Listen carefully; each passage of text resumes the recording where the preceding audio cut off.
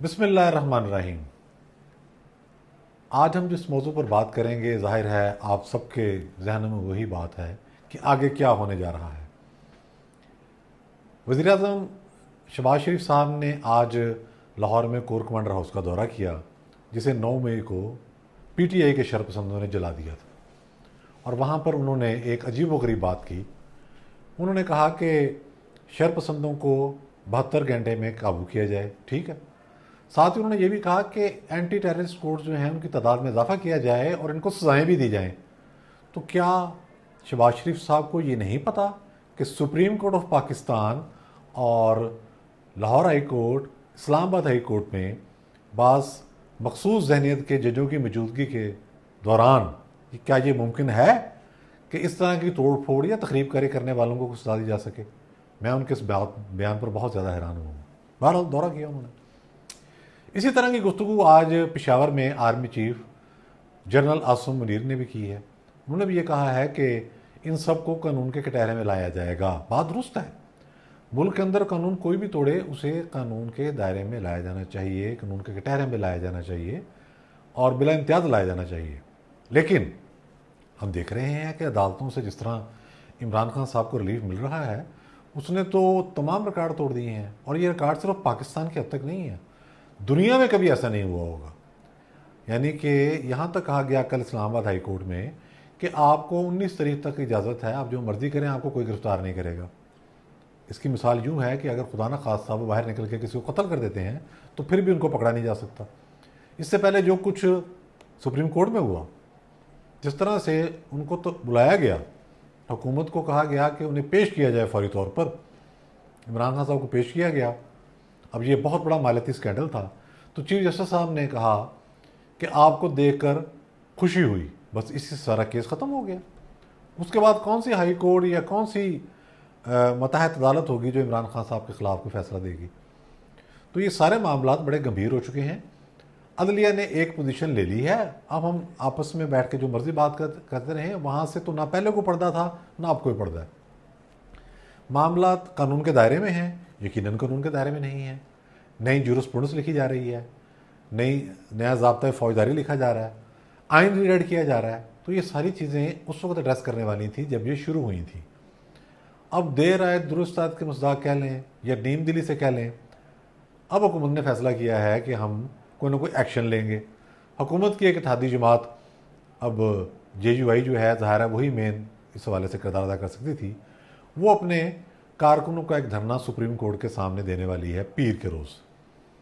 और इतलात यही है कि वहाँ ऐलान ये किया जाएगा कि चीफ जस्टिस साहब जब तक मुस्ताफ़ी नहीं होते ये धरना जारी रहेगा। यकीनी तौर पर इसके सिवा और कोई रास्ता भी नहीं है। लेकिन देखना यह है कि इस धरने में बंदे तो बहुत ज़्यादा होंगे। ये तो आउट ऑफ क्वेश्चन है कि अगर कोई समझे कि बंदे कम होंगे, बंदे बहुत ज़्यादा होंगे। बंदे मुनज़्ज़म भी होंगे।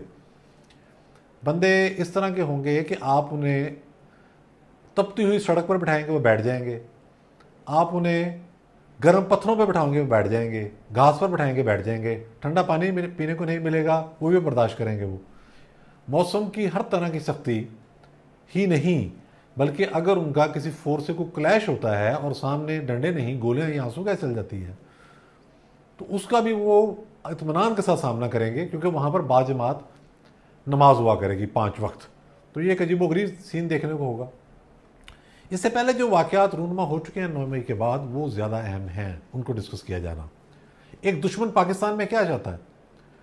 आर्मी के सियासी किरदार का तो बहुत हद तक मुखालफ मैं भी हूँ, आप भी होंगे, पाकिस्तान के बाशूर शहरी हैं। लेकिन कभी किसी ने पाकिस्तान के इंस्टीट्यूशंस को नुकसान पहुँचाने की बात नहीं की। जो कुछ हुआ कोर कमांडर लाहौर के घर में या GHQ में या बाकी इंस्टॉलेशंस पर, वो हवा में नहीं था। उस सब की ऑडियोज पकड़ी जा चुकी हैं और ये बात सामने आ चुकी है कि इनमें कौन लोग मुलव्वस थे। PTI के लोग मुलव्वस थे और बड़े फ़ख्र से उन्होंने बताया कि हम ये करेंगे और ऐसा होगा। उसमें हाजिर सरहद फौजी अफसरों की फैमिलियाँ भी मुलव्वस हैं और रिटायर्ड अफसर तो खैर खुल के सामने आए हुए हैं। आपने देखा जो तमाशा वो करते फिर रहे हैं, जिन्होंने अपनी ज़िंदगी में 1 इंच ज़मीन फतह नहीं की, वो खड़े होकर आपको मुल्क की तरक्की के तरीके बता रहे होते हैं और कहते हैं ये करप्ट नंबर मुसल्लत हो गए। खुद उनके बच्चों के हिसाब से इतने हैं। मसलन जनरल आसम बाजियों को देख लें, एक मिसाल से देख लें कि उसके बेटों की अमेरिका के अंदर अरबों में प्रॉपर्टी हैं और वो बैठ के पाकिस्तान के अंदर शफाफ निज़ाम लाने की बात कर रहे होते हैं। इमरान खान साहब पर हर तरह के केसेस हैं, इखलाकी नोयत के, फौजदारी नोयत के, माली नोयत के। ये जो जनरल आसम मुनीर से उनका तनाज़ा है, ये किस बात पर हुआ था? इसी बात पर हुआ जब वो DGISI थे तो उन्होंने बनी गाला जाकर कहा कि आपकी बेगम ने कुछ ज़्यादा ही माल पकड़ना शुरू कर दिया, ज़रा एहतियात करें। उनका मकसद तो ये था कि चूँकि फ़ौज आपको लेके आई है तो उसकी रेपुटेशन का ख्याल कर लें, बात फैले ना। उस पर इमरान खान साहब माइंड कर गए और वो बात उसके बाद सामने आ रही है। इस वक्त सूरत हाल इसलिए धमाका खेज हो चुकी है कि अमरीकी सफ़ीर पूरी तरह से एक्टिव हैं। फवाद चौधरी जब सुप्रीम कोर्ट में गिरफ्तार हुए परसों, तो बाद इतलात के मुताबिक वो कुछ शख्सियात की अमरीकी सफ़ीर से बातचीत कराने की कोशिश कर रहे थे। करा भी दी होगी, ज़ाहिर है, जज भी इस तरह खुल के कैसे सामने आ सकते हैं? ये क्या हो रहा है? ये सारा हमें इसका जायज़ा लेना होगा और एजेंसियों ने लिया होगा। अब चूंकि GHQ अटैक हो चुका, कोर कमांडर हाउस अटैक हो चुका, प्लानिंग PTI की थी, PTI को बाहर से सपोर्ट मिल रही है, भारत में शादियाने बजाए जा रहे हैं, ज़ल्म खलील जैसा साजिशी आदमी अजीब व गरीब गुफ्तगू कर रहा है और डायरेक्टली मुतालबात ऐसे कर रहा है कि वो तो इमरान खान साहब से भी कई गुना आगे बढ़ गया है। इमरान खान साहब के जो साबिक साले हैं, जैक गोल्डस्मिथ, उनके मेयारात भी आपके सामने है। डेविड फेंटन जो एटमी हथियारों का बहुत सख्त मुखालफ है, इमरान खान साहब का लॉबिस्ट है, वो भी लगा हुआ है। अखंड भारत का हामी जस्टिस मरकंडे भारती, वो भी लगा हुआ है। तो ये सारी साजिश बहुत गंभीर है। अमेरिकी कांग्रेसमैन जो हैं वो भी लगे हुए हैं। एक अकलीती गिरोह कादियानी, वो भी पूरी तरह से इस काम पर लगे हुए हैं। इसका मतलब क्या है? इसका मतलब ये है कि पाकिस्तान में चूंकि हर इदारा मुतनाज़ हो चुका है, अब एक पाकिस्तानी फ़ौज बची है, उसको भी मुतनाज़ा बनाया जा रहा है। हल कैसे निकलेगा? 2014 में जब इमरान खान साहब को लॉन्च किया गया पूरी ताकत के साथ, लॉन्च तो 11 में किया गया, 2011 में, तो उस वक्त हमने कह दिया था, हम जैसे बहुत सारे तजियाकारों ने, कि इसका जवाब आपको हर फील्ड में आके देना होगा। ये नहीं हो सकता कि आप अपना मीडिया विंग छोड़ दें, सोशल मीडिया विंग छोड़ दें, वकला विंग छोड़ दें, किसान विंग छोड़ दें, लेबर विंग छोड़ दें। आप अपने हर शोबे को मुतर्रा करेंगे, अपनी पार्टी की तंजीम साजी जो है उस पर तवज्जो देंगे और आगे बढ़ेंगे। मुश्किलात आई, ज़ाहिर है, बाजवा और फैज़ पाकिस्तान के बदतरीन दुश्मन थे, पाकिस्तान को बहुत नुकसान पहुंचाया उन्होंने।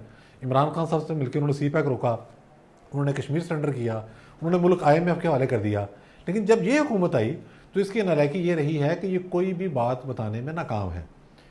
चारों नचार जब इन्हें नज़र आ रहा है कि अब सुप्रीम कोर्ट के जो हम ख्याल बेंच है वो हुकूमत पर वार करने वाला है, तो उस वक्त ये मौलाना फजल रहमान के पास जाके फरियाद करने पर मजबूर हो गए कि आप आएँ और हमें बचाएं। मौलाना के पास हर तरह की स्ट्रेंथ है, जज्बा भी है।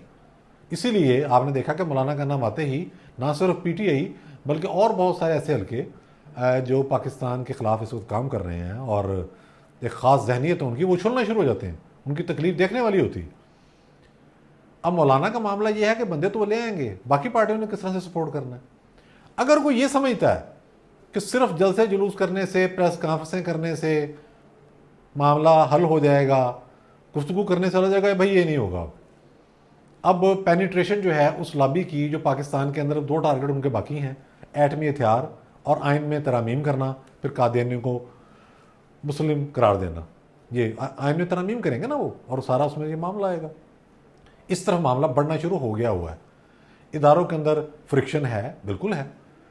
कोशिश की जा रही है कि इदारों को कंट्रोल किया जा सके, उनकी क़यादत कर रही है, हम तो करते हैं कंट्रोल किया जाएगा।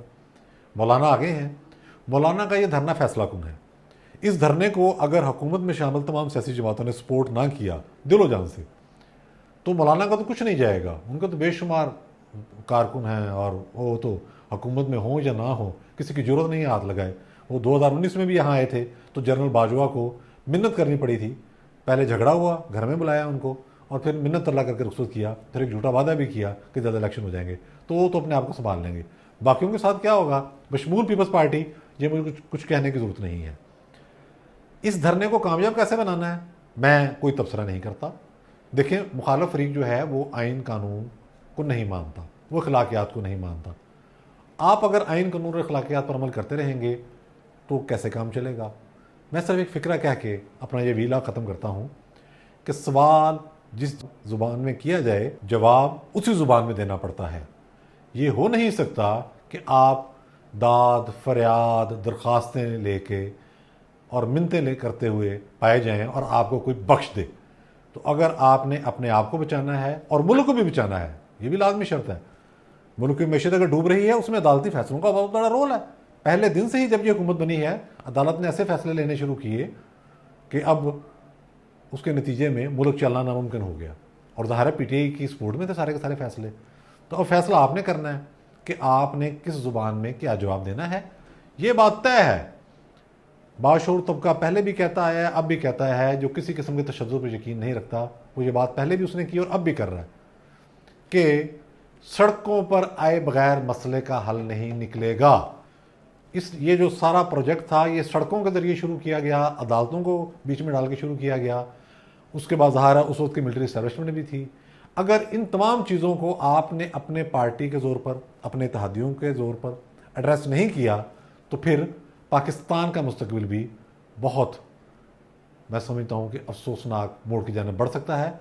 अल्लाह ताला हम सबका हामी नासिर हो। पूरी कुव्वत से आइन और कानून के हकीकी इत्तला की कोशिश करें। बहुत बहुत शुक्रिया।